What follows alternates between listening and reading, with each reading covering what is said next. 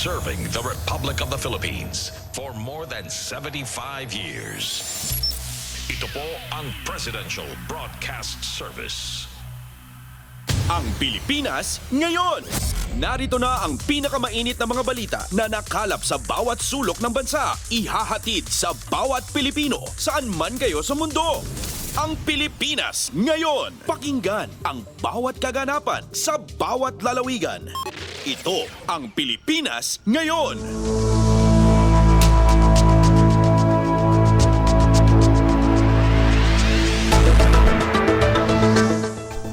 Magandang araw po sa ating mga tagapakinig. Welcome po ulit sa ating programang Ang Pilipinas Ngayon. Sa ngalan ni Ben Lones, ito po si Steph Vicente. Samahan niyo po ako sa kabuuan ng ating palatuntunan.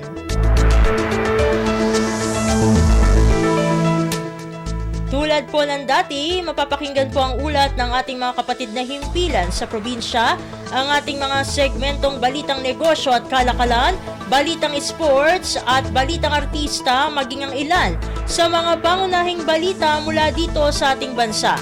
Yan po sa kabuuan ng ating palatuntunan, ang Pilipinas Ngayon. Mga kaganapan sa Kamaynilaan at mga kalapit na lalawigan dito sa Ang Pilipinas Ngayon.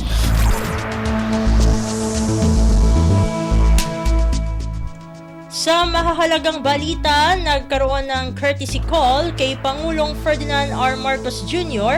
ang mga miyembro ng United States Association of Southeast Asian Nations o US-ASEAN Business Council sa Palasyo ng Malacanang nitong Miyerkules, ika-9 ng Agosto.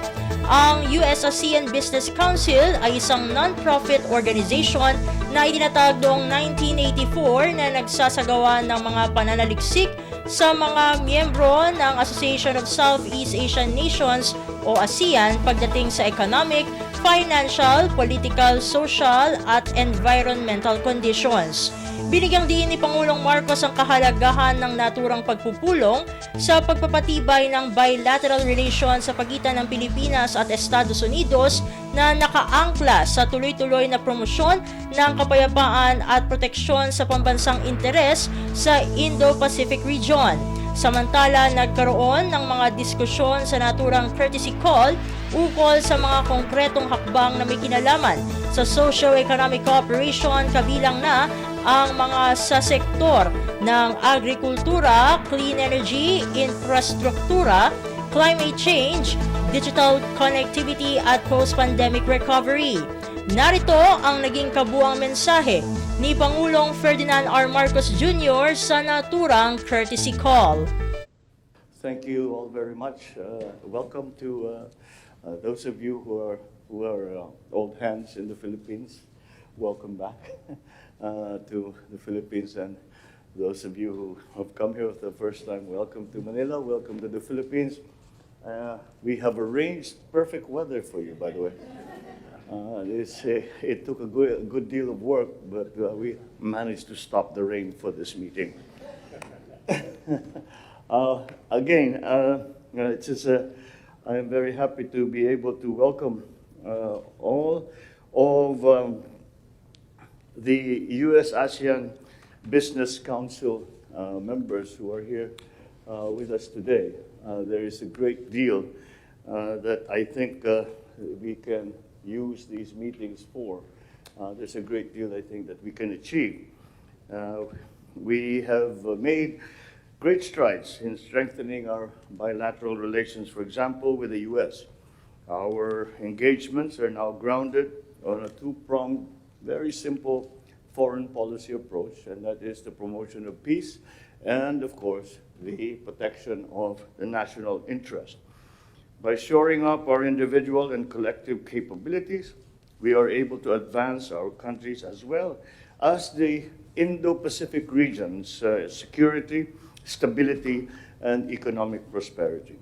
As a testament to the positive momentum in our bilateral relations, President Biden and I have identified concrete steps to ensure that our alliance and partnership remains relevant, responsive to current emerging challenges in the defense, security, and economic spheres.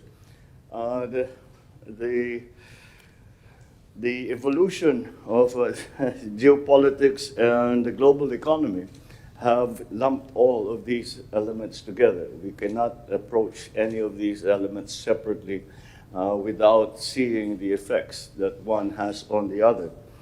The U.S. Remains the leading strategic trading and investment partner in the Philippines. We certainly value the U.S. contributions to our economic development and our post-pandemic recovery. And we are fortunate that our economic goals complement those of the U.S. And since taking office, I have made it clear that supporting agricultural and food security, promoting energy security, transitioning to clean energy, boosting trade, and increasing the resilience of our supply chains, enhancing connectivity and digitalization, amongst others, are priority areas that will set the direction of our economic policies. To that end, I have called for the enhanced Philippine-U.S. economic engagement to boost two-way trade and investment, especially in critical sectors such as infrastructure, agriculture, clean energy, including nuclear energy, green metals and critical minerals, IT, BPO, and semiconductors, all while building economic resilience in the face of climate change. The pandemics and the humanitarian response and other security challenges. I certainly welcome the U.S. government's commitment to follow through with major economic initiatives, and it is my hope that we will be able to see them come into fruition in the succeeding months. We hope to cement the Philippines' position as a strategic partner of the United States in terms of processing critical minerals for battery applications. And we hope to move the Philippines from the upstream to the midstream in battery development and supply chain. I hope that with your support, the Philippines can avail itself of the incentives under the U.S. Inflation Reduction Act to allow us to strengthen the global supply chains of critical materials. I had promising discussions with Senator Tammy Duckworth just yesterday, actually, on this very issue. And we will continue to discuss this with the U.S. at the state level. The Philippines is actively participating in the Indo-Pacific Economic Framework and the APEC meetings leading up to the Leaders Summit in San Francisco in November. I look forward to joining fellow APEC leaders in California later this year. This will be my third trip to the U.S. since I assumed office. With energy security high in the economic agenda, we are particularly interested in sustainable land, water, and ocean solutions that align with our climate goals and support our plans to transform the Philippines into an upper middle income country by the year 2025. All efforts to increase the number of power sources lean towards clean energy. That being the case, I am interested in the potential of nuclear energy, especially in light of new technologies and innovations that allow the use of smaller scale modular nuclear reactors, other advanced reactor technologies that we see as being safer from the more efficient than the more traditional designs of nuclear power production. Leading the charge are our ongoing discussions with the United States on the 123 agreement, which will provide the legal framework for civil and nuclear-related investments, particularly in nuclear power in our country. Together with the United States and other partners, especially the private sector, we will build the necessary infrastructure to help power a growing economy as we transition to clean and renewable energy. We recognize the rule of the rule that we have set for ourselves, that is the slow transition, and it is slow. we all had great hopes that the transition to renewables would be easy or simple. It turns out that that's not going to be the case, and we have to be realistic in this regard.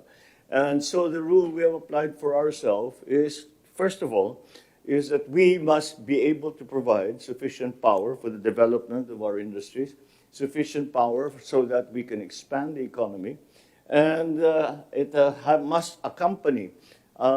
must be accompanied by a continuing effort to move our power sources from the traditional fossil fuels to renewable sources of energy.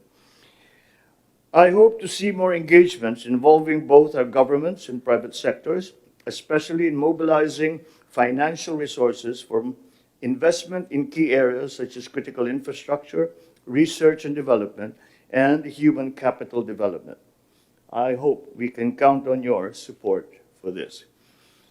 I cannot stress more how important private sector support has been to all the planning that we have done. One of the key features of the economic policy since I took office is that we started with what we call a whole of government approach, seeing as the problems that we face post-pandemic and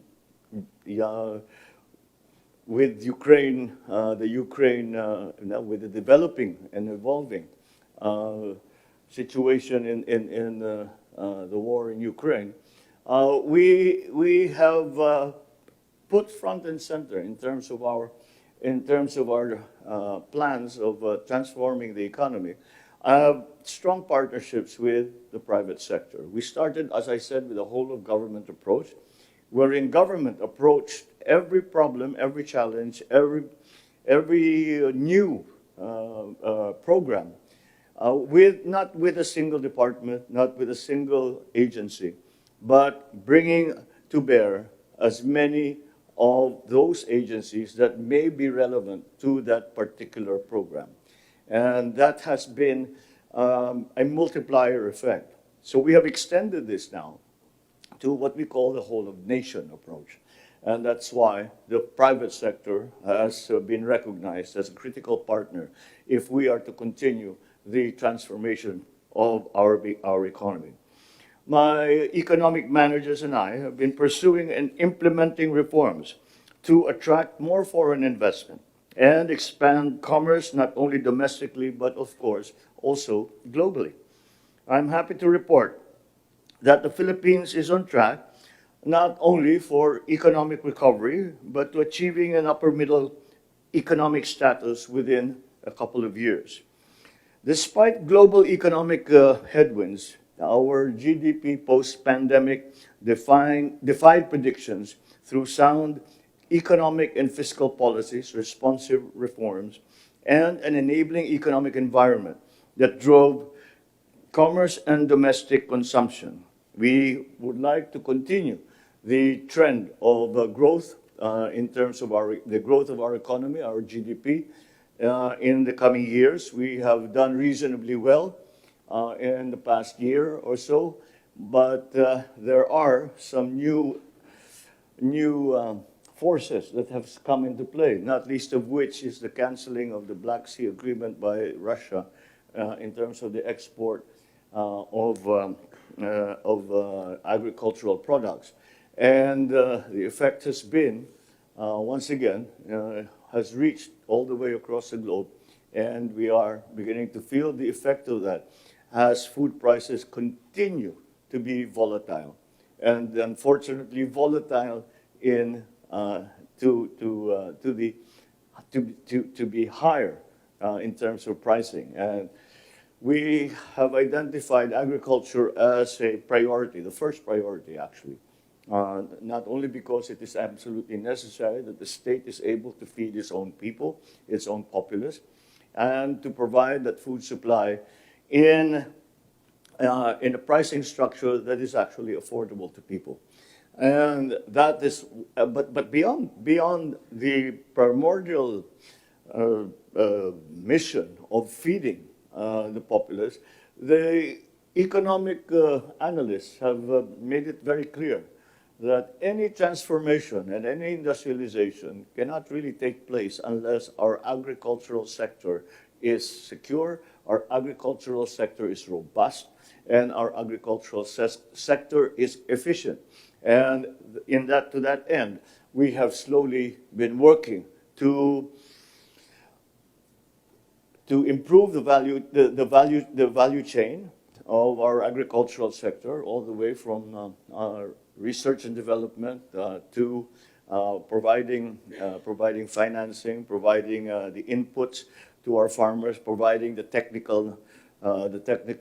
new technologies, to the new techniques and new strategies for farming.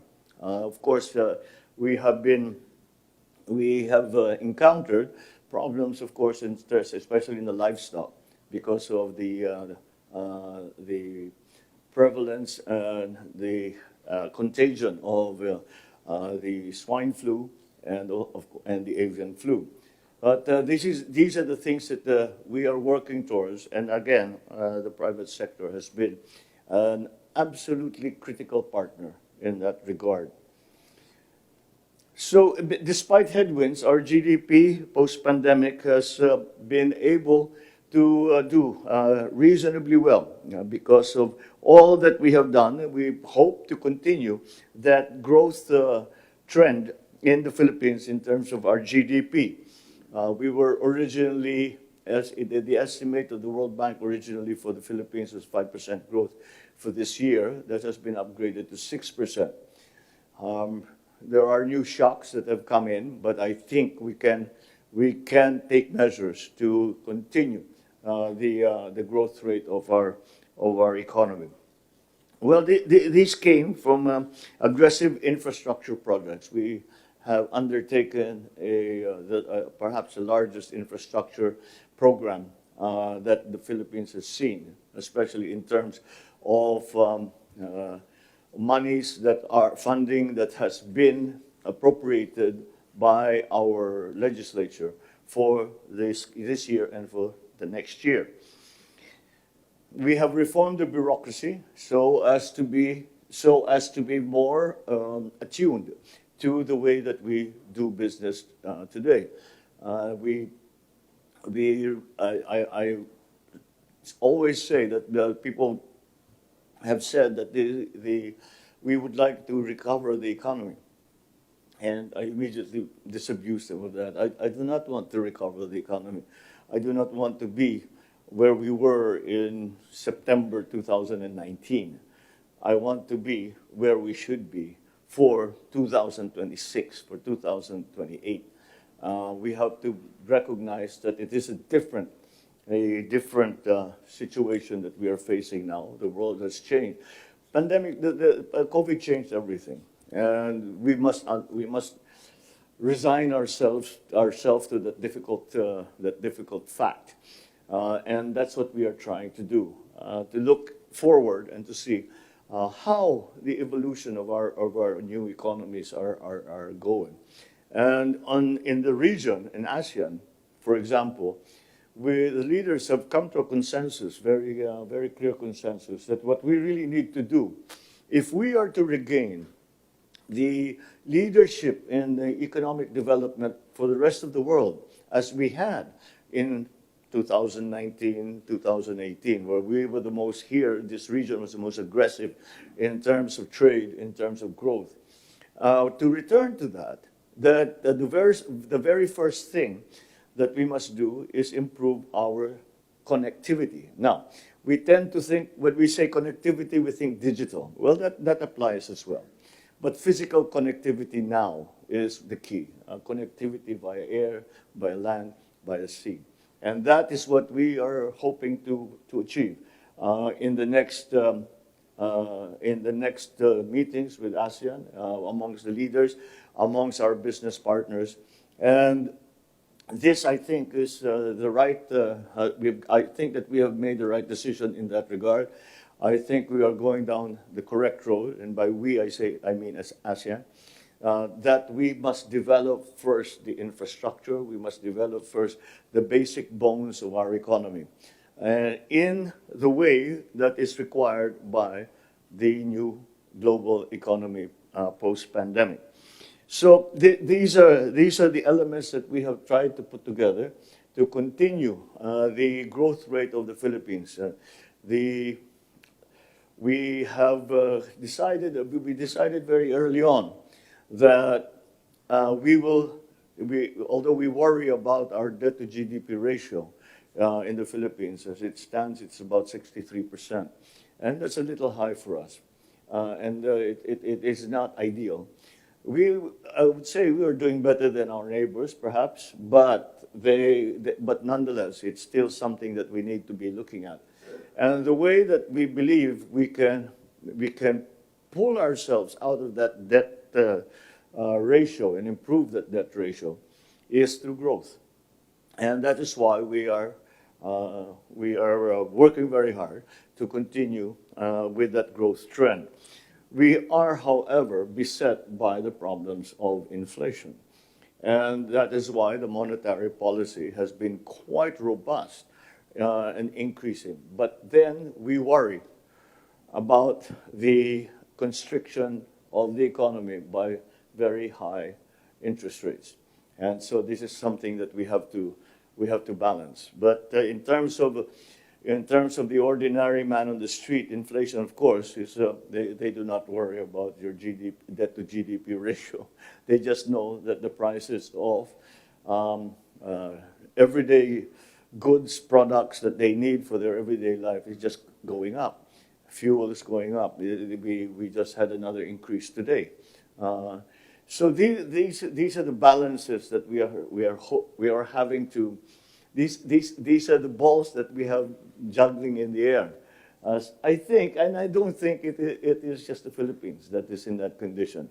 I think it is really the rest of the world. We all have to try and find new ways we all have to try to find new ways to address the problems that we are facing, as the nature of those problems is different from what they were a few years ago. And the other overwhelming factor now, especially here in the Philippines, are the effects of climate change. I have said it before, I think it bears repeating, that no discussion, certainly at my level, can be had and can be complete without touching upon climate change. It affects everything. It affects our healthcare system. It affects our infrastructure program. It affects our educational program. Who goes to school? Who doesn't go to school? Every little sector in our society, the everyday life of our people, maybe they do not know it, but from my point of view, sitting here where I am, I can see that every aspect of everyday life is affected by climate change. And the Philippines has the dubious distinction of being one of the most vulnerable when it comes to the effects of climate change. And so that has factored in a great deal to all of our planning and all that we do to improve the economy. And I must say that from where we began, there has been I'm talking now not only about the Philippines, but even ASEAN. From where we stand, we can see that the developed countries, and for lack of a better term, the developed countries are being willing to take on the load to mitigate the effects of climate change. It is the calculation, the formulae that we have to decide upon. We're not yet there, but I can see that there's progress in that regard. But I think it is so important that it bears repeating that climate change really enters into every aspect. If we're going to talk about the economy, I think I need not explain to you, ladies and gentlemen, how that has become a major factor in all our thinking. And from ordinary citizens' point of view, the same thing, that they have to be able to adjust. We have resigned ourselves to going past 1.5 degrees in terms of global warming. We have not been able to hold it back for many, many, many reasons. So we now try to look at mitigation and adaptation. And for that, we certainly need the synergies that will come about by alliances, partnerships, arrangements with our ASEAN partners, and beyond that, of course, our American partners, who have been playing a very large part in that aspect of our development. So I recognize the critical role that the United States and American businesses have played in advancing a robust and inclusive economic growth in the Philippines, not only in this period, but for a very long time now. I invite the members of the esteemed council to continue being valuable partners of the Philippines. Well, let us push for greater economic engagement between our two countries, for our mutual benefit, for the prosperity, especially of the region. Thank you. And I wish you all a productive and enjoyable stay in the Philippines. Maraming salamat po.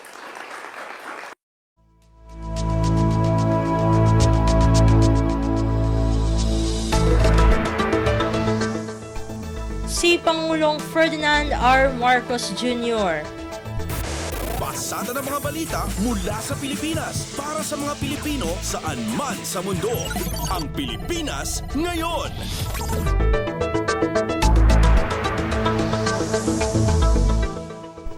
Samantala, binigyang pagkilala ni Pangulong Ferdinand R. Marcos Jr. ang kagalingan ng mga atletang Pinoy na nagbigay ng karangalan sa bansa sa 32nd Southeast Asian o SEA Games at sa 12th ASEAN Para Games. Ito ay kasabay ng awarding of incentives sa mga naturang atleta sa Palasyo ng Malacanang nitong Miyerkules ika-9 ng Agosto. Mahigit 900 atleta ang lumahok sa SEA Games at ASEAN Para Games sa Cambodia noong nakaraang Mayo at Hunyo. Nakatungtong sa ika-5 pwesto ang Pilipinas sa overall medal tally ng naturang mga sporting event. Nakiisa rin sa seremonya ang ilang opisyal mula sa Philippine Sports Commission o PSC at sa Philippine Amusement and Gaming Corporation o PAGCOR. Narito ang naging kabuoang mensahe ni Pangulong Ferdinand R. Marcos Jr. sa naturang seremonya. Thank you very much to our Philippine Sports Commission Chairman Richard Bachman, for your kind introduction. Senator Francis Tolentino, who has joined us for this afternoon. PAGCOR Chairman and CEO Al Tenco. The Philippine Olympic Committee President Abraham Tolentino. Philippine Paralympic Committee President Michael Barredo, who you may not know is actually a schoolmate of mine. And he has used it to his great advantage to bring all of these issues that before were not really in the fore, especially when it came to Paralympics, when it came to disabled people. Marami siyang nagawa. So I'm glad to see him continuing in that vein. To of course, our athletes who have represented our country and have brought pride and honor to all Filipinos. Ladies and gentlemen, welcome to Malacanang Palace. Good afternoon.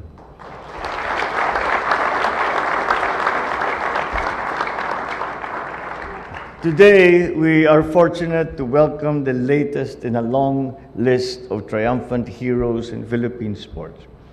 Athletes from the Philippines have surpassed the competition and brought out the best version of themselves, becoming exemplars of sporting prowess for our nation and the rest of the world. But I think the most important thing that we demonstrate, that you demonstrated, as you competed in these tournaments, in these games, was to show the strength of the Filipino spirit, the grace of the Filipino character, and the passion of the Filipino heart. And that is what comes out with the results, with what you have been able to do. With admittedly limited resources, I am always a little embarrassed when I see that we are not supporting our athletes and our coaches and our trainers and all the support groups, even the families. Alam naman natin, hindi kayo naging champion na nag-iisa. At maraming tumulong para kayo ay maging champion. Maraming nagsakripisyo. Yun na nga, yung ating mga coach, yung ating sino yung mga nagpapakain sa inyo, mga magulang ninyo. So it seems that what we in government, considering the honor and the pride that you bring to the Philippines, it seems that it is not commensurate for the great service that you do to our country and to our people. Kaya naman, nagkataon, alam ko't na darating kayo ngayong araw, kaya naman nagkataon, nung linggo, ng gabi, andito po ang ating idol, si Senator Manny Pacquiao. At meron kaming pinapanood na palabas, yung mga ibang para-athletes nandito rin, and who joined the Paralympics. They were here and we did a tribute to our athletes. At kasama ko si Senator Manny Pacquiao at pinag-uusapan namin ito. Sabi ko, dahil atleta ka talaga, naintindihan mo kung ano yung pangangailangan. At ko, sa makalawa, ay bibigyan ko ng premyo o incentive, kung ano man ang tawag, sa ating mga atleta na nanalo, na magandang naging resulta. At sa palagay ko naman, tama rin naman. Dahil kayo naman ay nag-perform kayo, hindi naman nangyayari yan na hindi kayo naghirap, hindi kayo nagsakripisyo. Ngunit sabi ko, hindi lang naman ang mga athlete ang nandyan. Hindi naman lang ang athlete. Kaya gumaling yan dahil na-train yan ng mahusay, dahil may coach yan, dahil masustansya ang kinakain. Dahil meron siyang access sa mga training facilities, meron siyang meron lahat ng pangangailangan para nga maging champion. Kaya gumawa kami ng paraan at gagawa kami ng plano na susuportahan natin, lalo na basta Philippine team na athletes at saka coaches at saka trainers at saka mga nutritionists at saka pati na yung mga driver, pati na yung lahat. Kasi kailangan nyo yan ang hirap paano kayo magte-train. Hindi kayo makarating dun sa binaha yung NLEX, hindi kayo makapunta dun sa pinagpupuntahan ninyong stadium. Kaya kailangan natin tulungan kayo. At kaya naman dahil dami natin, darating kayo rito, kagaya ngayong hapon. At lagi natin sinasabi, pinagmamalaki namin kayo. Totoo naman. Pinagmamalaki namin kayo. Dapat naman may susuklian naman namin ang inyong ginawang sakripisyo, ang inyong dinala na dangal para sa ating mahal na Pilipinas. Kaya asahan ninyo na sa administrasyon na ito ay gagawin natin ang lahat para masuportahan natin at ipalabas natin ang kagalingan, ang husay ng ating atleta para makita. Kung iniisip ko, sinasabi ko nga sa sarili ko, karamihan dyan hindi natin natulungan. Talagang kung saan-saan na lang kumukuha ng suporta, nakakahiya. Pero ganun pa rin ang resulta, ang ganda-ganda pa rin ang resulta. Ang titibay pa rin, nakaka-proud pa rin. Kaya isipin ninyo kung tulungan natin, isipin ninyo kung suportahan natin. Yun ang pangarap ko, na mangyari yan at masabi natin na dinala kayo namin sa mas mataas na standard para sa bawat inyong sport at napalabas natin ang tunay na galing ng atletang Pilipino. Maraming salamat at magandang hapon sa inyo.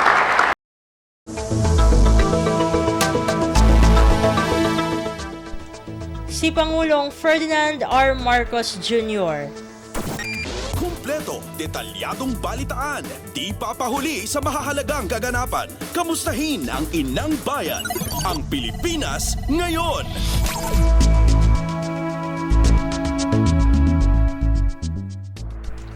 Samantala, nanindigan si Pangulong Ferdinand R. Marcos Jr. na walang kasunduan ang Pilipinas at China na aalisin na ang BRP Sierra Madre sa Ayungin Shoal.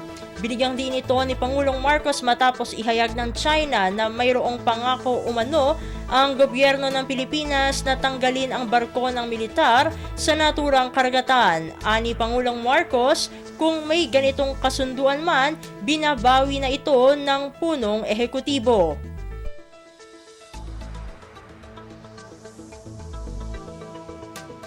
I'm not aware of any agreement that the Philippines should remove from its own territory, its own ship, the PSP Sierra Madre, from the Ayungin Shore.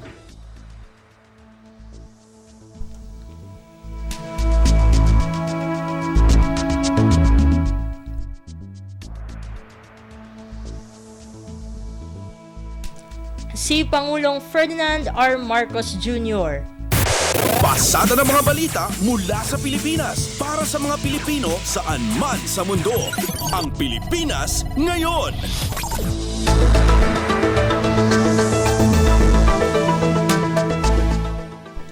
Sa iba pang mga ulat, tiniyak naman ni Pangulong Ferdinand R. Marcos Jr. na may sapat na imbak ng bigas ang bansa hanggang sa matapos ang El Nino sa susunod na taon.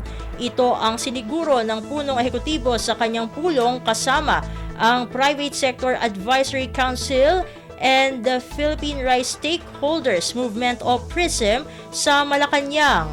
Dito, iprinisinta kay Pangulong Marcos ang rice supply outlook ng bansa hanggang sa katapusan ng taong ito.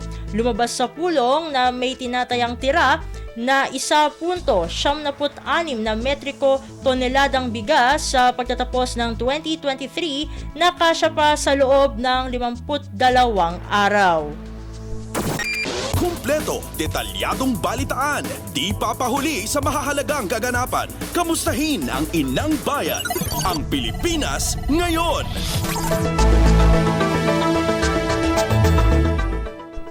Samantala, pinag-aaralan ng Pilipinas at Estados Unidos ang pagkasa sa isang kasunduan na magpapalakas sa nursing industry ng dalawang bansa.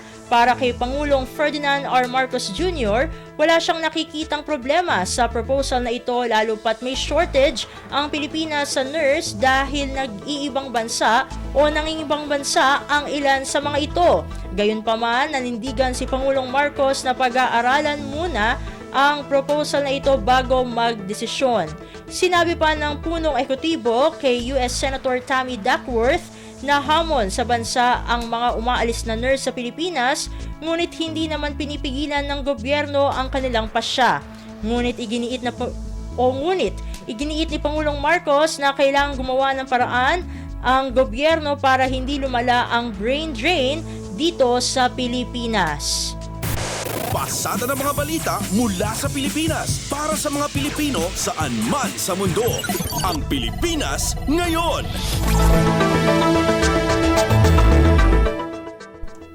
Sa iba pang mga balita, Pangulong Ferdinand R. Marcos Jr. interesado sa potensyal ng nuclear energy bilang pandagdag sa power source ng bansa. Ang kabuang ulat, hatid sa atin ni Alvin Baltazar.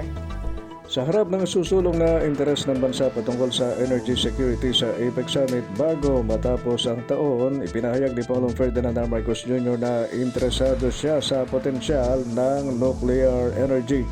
Sinabi ng Pangulo na ngayong nakagiya na ang paggamit ng enerhiya sa clean energy ay nakikita niya ang potensyal ng nuclear power para sa bansa. Lalo niya ngayon na sa pamamagitan ng makabagong teknolohiya ay iba't ibang innovations ang nalilika sa paggamit ng nuclear energy. Ilan na dito, sabi ng Pangulo, ang small-scale modular nuclear reactors na pawang mas ligtas at mas epesyente kumpara sa mga tradisyonal na disenyo ng nuclear power production. Kaugnay nito'y magiging top agenda ng Pangulo sa gagawin itong pagdalo sa APEC Summit sa California, USA sa Nobyembre, ang pagsusulong ng clean energy. Mula sa Palasyo ng Malacanang, Alvin Baltasar, Radyo Pilipinas. Kumpleto, detalyadong balitaan, di papahuli sa mahahalagang kaganapan. Kamustahin ang inang bayan, ang Pilipinas ngayon.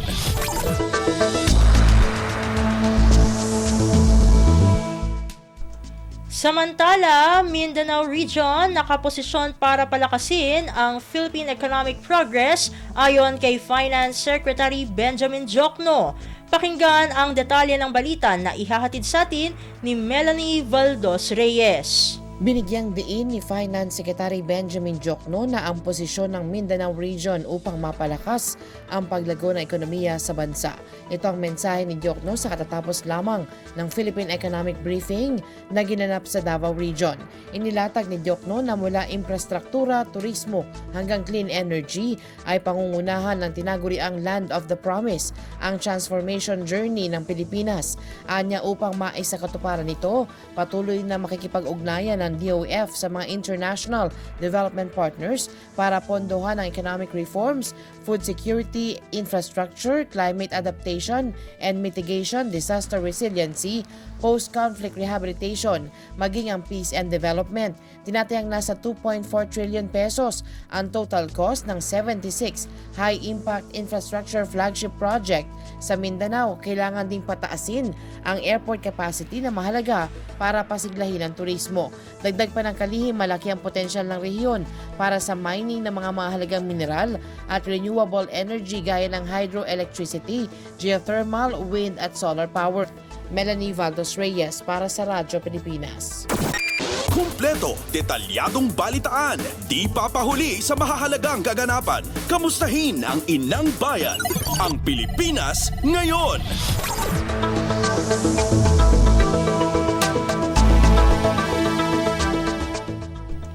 National Economic and Development Authority o NEDA tututukan ang pagpapahusay ng labor sector sa bansa. Narito ang kabuuan ng ulat na ihahatid sa atin ni Dayan Lear. Inihayag ng National Economic and Development Authority o NEDA na tututukan nito ang pagpapahusay pa ng labor sector ng bansa. Kasunod ito na nag-report ng Philippine Statistics Authority o PSA na tumaas sa 95.5% ang employment rate sa Pilipinas noong June 2023. Ayon kay NEDA Secretary Arsenio Balisacan, nakatuon na ang Marcos administration sa pagbibigay ng training at upskilling upang mas tumaas ang employability ng mga Pilipino sa mga trabahong mas mataas ang pasahod. Dagdag pa ng kalihim, mahalaga ang pag-modernize ng mga training at vocational education facilities upang maging up-to-date at competitive ang labor sector ng Pilipinas sa gitna ng mga bagong teknolohiya at industriya sa merkado. Ito si Dayan Lear para sa Radyo Pilipinas. Pasada ng mga balita mula sa Pilipinas para sa mga Pilipino saan man sa mundo. Ang Pilipinas ngayon.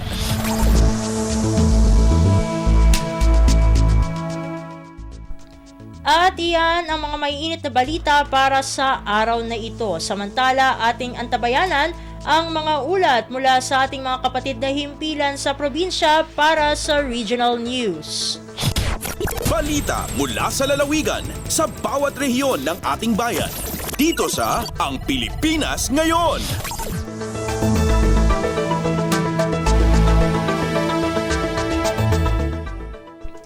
Narito na ang bugso ng ating mga regional news. Dumako muna tayo sa rehiyon ng Luzon. African Swine Fever o ASF, kumpirmado ng nakapasok sa Arengay, La Union. Utos para kontrolin at mga hakbang sa regulasyon nito ipinalabas ng pamahalaang bayan. Ang kabuuan ng ulat ihahatid sa atin ni Albert Kawile mula sa Agoo.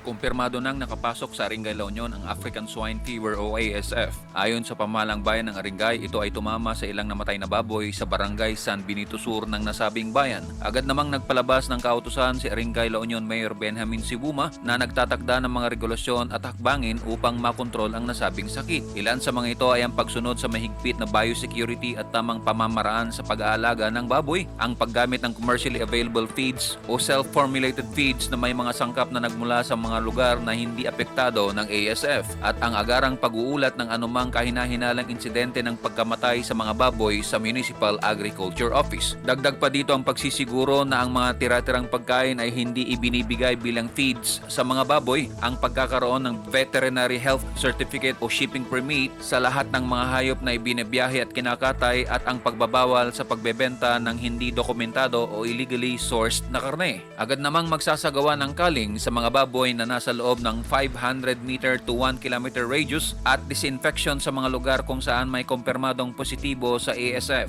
Samantala, inatasan na ang Municipal Agriculture Office na magsagawa ng masinsinang information, education and communication activities sa lahat ng barangay upang maikalat ang kamalayan tungkol sa African Swine Fever. Manipod, Agosto, La Union, Albert Kawile, Radyo Pilipinas. Balita mula sa lalawigan sa bawat rehiyon ng ating bayan. Dito sa Ang Pilipinas Ngayon.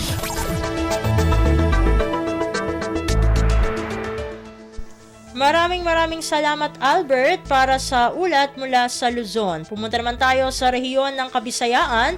10 local government units o LGU sa Negros Occidental na natiling ASF-free.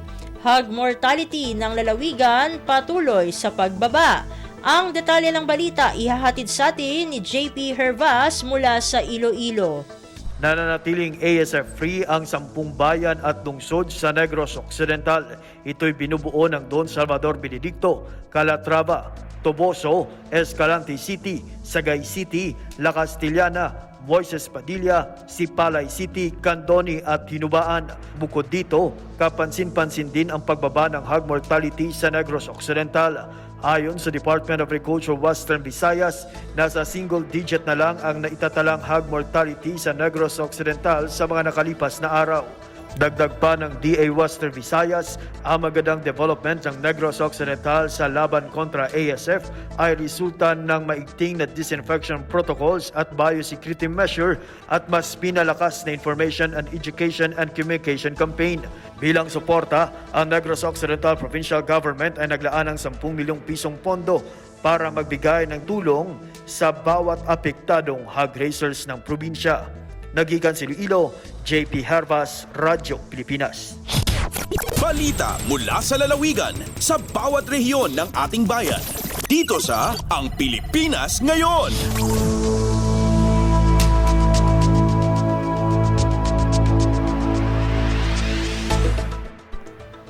Maraming salamat JP para sa ulat mula sa Kabisayaan. Punta naman tayo sa Mindanao. Department of Agriculture o DA nagsagawa ng Halal Awareness Campaign para sa Mindanao State University Lanao del Norte Agricultural College. Ang kabuang ulat ihahatid sa atin ni Alvidad Bashir mula sa Iligan. Nagsagawa ng Halal Awareness Campaign ng Mindanao State University Lanao del Norte Agricultural College. Kakabay ang Department of Agriculture Region 10, Agricultural Training Institute ng parehong rehiyon kamakailan sa AVR MSU LNAC Campus. Mga eksperto patungkol sa halal na agham at teknolohiya na paunlakan upang magbahagi ng kanilang kaalaman ukol sa halal na mga produkto at paano makakasiguradong halal nga ang mga ito. Mula sa Cotabato City, Dr. Nuruddin Kuwit, National Halal Advisor, Nuroline Balt, NCMF Iligan City Provincial Director at Jilly Laman, Project Technical Assistant 2 ng DOST Region 10 ang mga napiling magbahagi ng kani-kanilang kaalaman para sa magpapaigting ng halal awareness, hindi lang sa rehiyon kundi pati na rin sa buong bansa. Dinaluhan ito ng mga faculty members ng MSU NLAC na piling mga estudyante, mga guro mula sa DepEd, ng Lanao del Norte, pribadong sektor at mga kawani ng lokal na pamahalaan sa bayan ng Sultan Kapitan Naga di Maporo. Hinahangad ng MSU-LNAC na maging halal training center sa buong rehiyon at magkaroon ng kauna-unahang first halal eco model farm at slaughterhouse sa tulong at suporta ng Department of Agriculture sa ilalim ng Tanggapang Agricultural Training Institute. Gikan diri sa Dakbayan sa Iligan City, Alwidad Bashir, Radyo Pilipinas. Balita mula sa lalawigan sa bawat rehiyon ng ating bayan. Dito sa Ang Pilipinas Ngayon.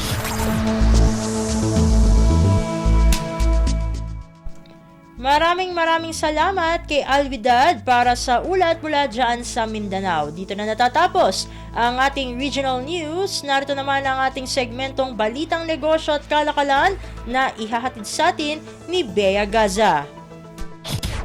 Lagay ng ekonomiya, kalakalan, negosyo at iba pa. Atin ang alamin dito sa Ang Pilipinas Ngayon.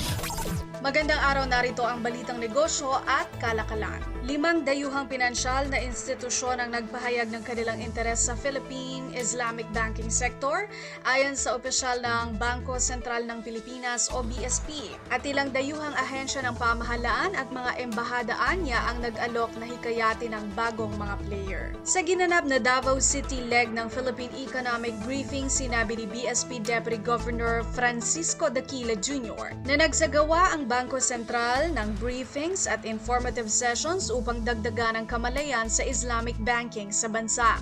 Ayon kay Daquila, inaprubahan ng Central Bank Policy Making Monetary Board ang Islamic Banking Unit License Application ng isang conventional bank. Ito ang nagdalaan niya ng 2 Islamic banking players sa Pilipinas. Umaasa itong dadami pa ang mga aplikante sa pagpapatuloy ng naturang inisyatibo sa pagtataguyod ng Islamic banking and finance. Nilagdaan bilang batas ang Republic Act o RA 11439 na kilala rin sa tawag na Islamic Banking Act noong ika-22 ng Agosto taong 2019. Bago maaprubahan ang Islamic Banking Unit License, nag-iisa lamang ang Islamic Bank sa Pilipinas, ang government-owned Al-Amana Islamic Investment Bank of the Philippines. Binuo ito na Amana Islamic Bank sa pamamagitan ng Presidential Decree No. 264 na inisyu noong taong 1973.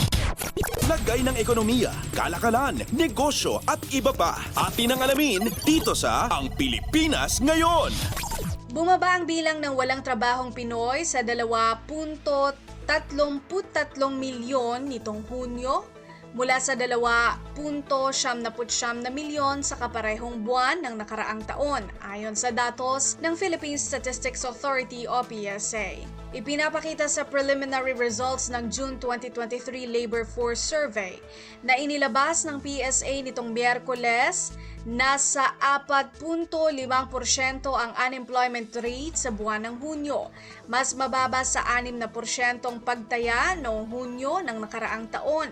Ngunit mas mataas pa rin ito ng kaunti sa 4.3% unemployment rate noong Mayo sa taong kasalukuyan. Itinuturong dahilan nito ang labor force participation. Ayon kay National Statistician Dennis Mapa, mayroong 741,000 karagdagang tao ang kabilang na ngayon sa labor force at karamihan sa mga ito ay hindi makahanap ng trabaho. Sinabi pa ni Mapa na ang labor force participation rate o LFPR noong Hunyo 2023 ay tinatayang nasa 66.1% o umaabot sa 51.17 milyong Pinoy na edad 15 gulang pataas na employed o unemployed.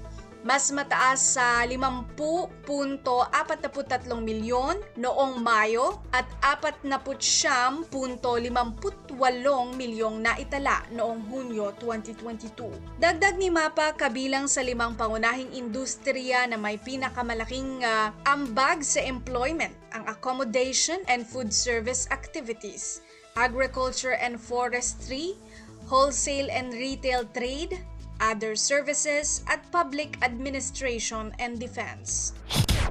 Lagay ng ekonomiya, kalakalan, negosyo at iba pa. Atin ang alamin dito sa Ang Pilipinas Ngayon. Pawakas sa ating balitang negosyo at kalakalan, lumiit ang agricultural production ng Pilipinas sa 1.3% sa ikalawang kwarter ng taon ayon sa datos ng Philippine Statistics Authority o PSA. Ipinapakita sa datos na inilabas ng PSA nitong Miyerkules na ang halaga ng produksyon sa agrikultura at pangingisda sa constant 2018 prices ay nagkakahalaga ng 427.69 billion pesos, mas mababa sa 433.10 billion pesos sa kaparehong period noong nakaraang taon. Itinuturong dahilan nito ang pagbaba sa halaga ng produksyon sa pangingisda. Ang pangingisda na bumaba sa 14.2% ay nagkakahalaga ng 58.81 billion pesos. Ayon sa PSA, lahat ng fish species maliban sa tiger prawn at drowned scad ay nakapagtala ng pagliit sa ikalawang kwarter ng kasalukuyang taon. Samantala, ang crop production na nagkakahalaga ng 240.83 billion pesos ay tumaas sa 1.2%. Ayon pa sa PSA, umakyat ang halaga ng produksyon ng palay sa 1.1% o katumbas ng 85.96 billion pesos mula sa 85.5 billion pesos noong ikalawang kwarter ng 2022, habang bumaba naman ang produksyon ng mais sa 0.8% o 21.11 billion pesos. Lumaki ang produksyon ng paghahayupan sa 0.7% o 63.50 billion pesos dahil sa mataas na produksyon sa pagbababoy. Umakyat din ang halaga ng poultry production sa 1.5% o 64.54 billion pesos. Lagay ng ekonomiya, kalakalan, negosyo at iba pa. Atin ang alamin dito sa Ang Pilipinas Ngayon. At yan ang ating balitang negosyo at kalakalan. Ito si Bea Gaza para sa Radyo Pilipinas World Service. Lagay ng ekonomiya, kalakalan, negosyo at iba pa. Atin ang alamin dito sa Ang Pilipinas Ngayon.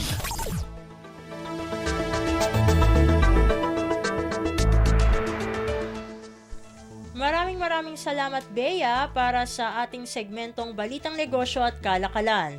Narito naman ang ating Balitang Sports, hatid sa atin ni Leo Magpayo. Updates at pinakahuling mga usapin sa mundo ng palakasan.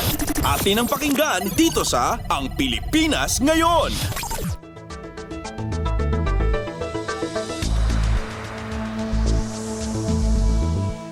Magandang araw.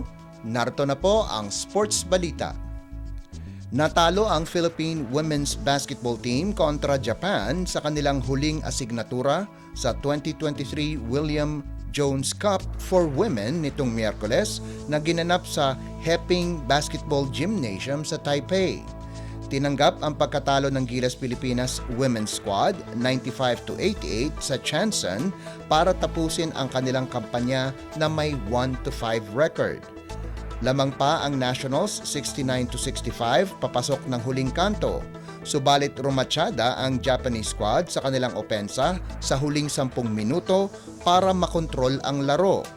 Gumawa ng double-double si Jack Animam na may 19 na puntos at 10 rebounds habang nag-ambag si Janine Pontejos ng team high score na 20 markers, ngunit hindi ito sapat para matalo ang Japanese squad. Nanguna para sa Japan at may pinakamataas na score sa mga players si Takano Hashikota sa nagawa nitong 32 puntos kasama na ang 8 3-pointers. Nagdagdag naman ng 14 na puntos, 12 assists at 7 rebounds si Koike Haruke para sa Chanson. Tinapos ng Chanson ang torneo na may imakuladang 5-0 kartada para kunin ang titulo ng Jones Cup. Updates at pinakahuling mga usapin sa mundo ng palakasan. Atin ang pakinggan dito sa Ang Pilipinas Ngayon.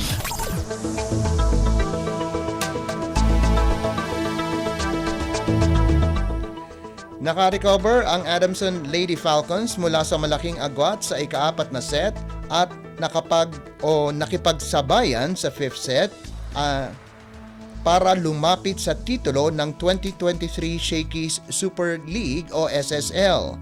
Nagawa ng Adamson ang isang malaking comeback laban sa paboritong De La Salle Lady Spikers sa bisa ng 22-25, 25-17, 17-25, 27-25 at 16-14 panalo sa Game 1 na kanilang Best of 3 Finals Series na ginanap sa Phil Oil Eco Oil Center sa San Juan City nitong Miyerkules. Matapang na binagsakan ng bola ang Lasal ni Adamson setter Angelica Alcantara para kunin ang abante 14-13 sa 5th set, subalit binawian kagad ito ng birthday girl na si Shivana Laput ng Lady Spikers para itabla muli sa 14-all ang laban. Humataw si Red Bascon para sa isang down-the-line kill na lumabas sa linya, subalit nakakuha ito ng check ball mula sa referee para bigyan ng Adamson ng tsansa para ipanalo ang laro 15-14. Hindi pumayag ang Lasal sa tawag ng referee kasama na si Amy Provido na sa huli ay binigyan ng yellow card. Tinapos ni Bascon ng Lady Falcons ang laban sa pamamagitan ng isang tip para kunin ang 1-0 lead sa final series. Pinangunahan ni Lucille Almonte ng Adamson sa nagawa nitong 24 na puntos habang nagdagdag si Ayesha Huegos ng 13, subalit ang mga palo ni Bascon sa 4th at 5th set ang naging susi sa panalo ng Lady Falcons. Nagtapos si Bascon ng may 7 markers. Sa kabilang banda, sinayang naman ng Lady Spikers ang 30 puntos na nagawa ni Laput at ang tig 14 na puntos mula kay Alea Malaluan at Thea Gagate. Sinubukang tapusin na ng Lady Falcons ang serye itong darating na Sabado sa kaparehong venue. Updates at pinakahuling mga usapin sa mundo ng palakasan. Atin ang pakinggan dito sa Ang Pilipinas Ngayon.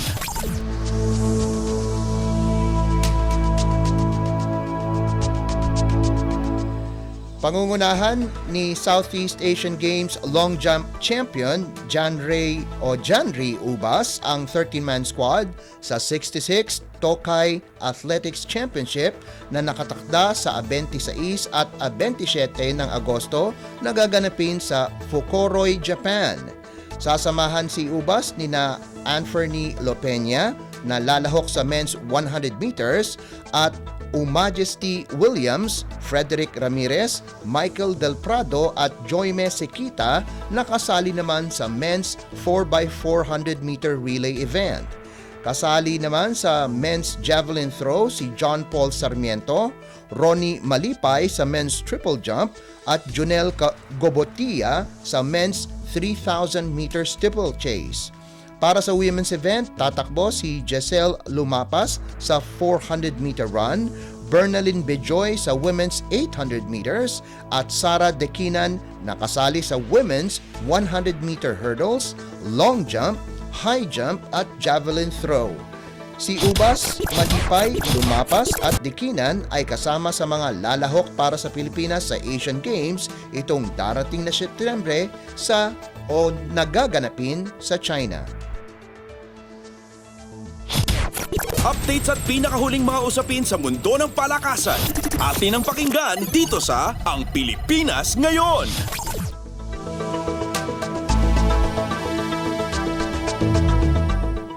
At yan ang pinakahuling balita sa larangan ng palakasan. Para sa Radyo Pilipinas World Service, ito po si Leo Magpayo. Magandang araw. Updates at pinakahuling mga usapin sa mundo ng palakasan. Atin ang pakinggan dito sa Ang Pilipinas Ngayon.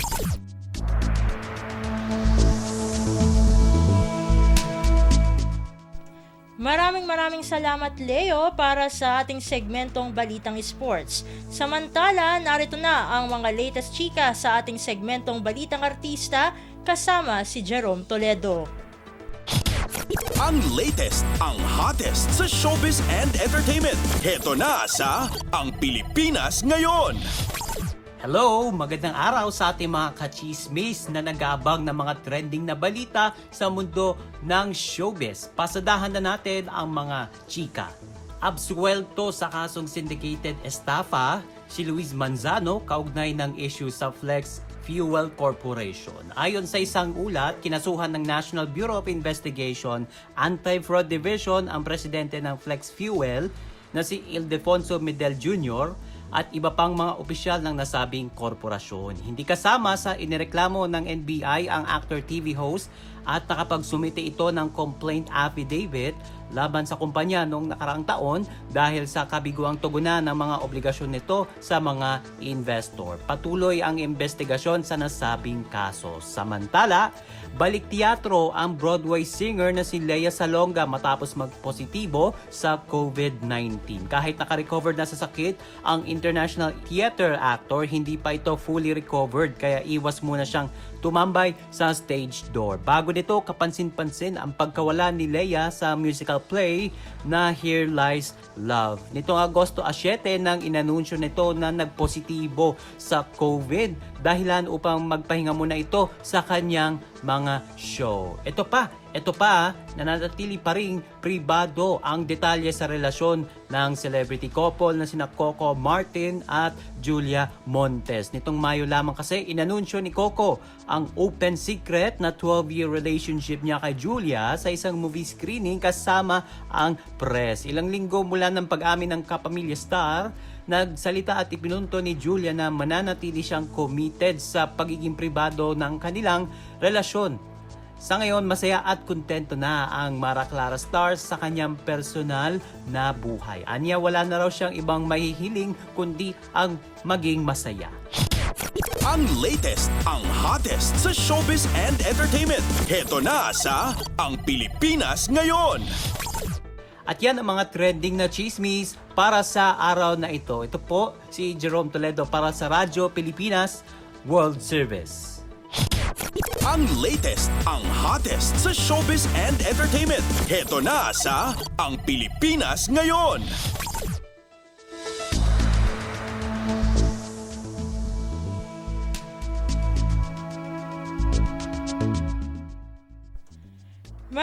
Maraming salamat Jerome para sa ating segmentong Balitang Artista. At yan po ang kabuuan ng ating programa para sa araw na ito. Samantala, magpapasalamat tayo sa ating mga nakasama sa ating transmitter site sa Tinang. Sa studio, kasama natin si Milo Jonella, Susan Aison, Anthony Pimentel, Bril Canco at Hiro Lucero.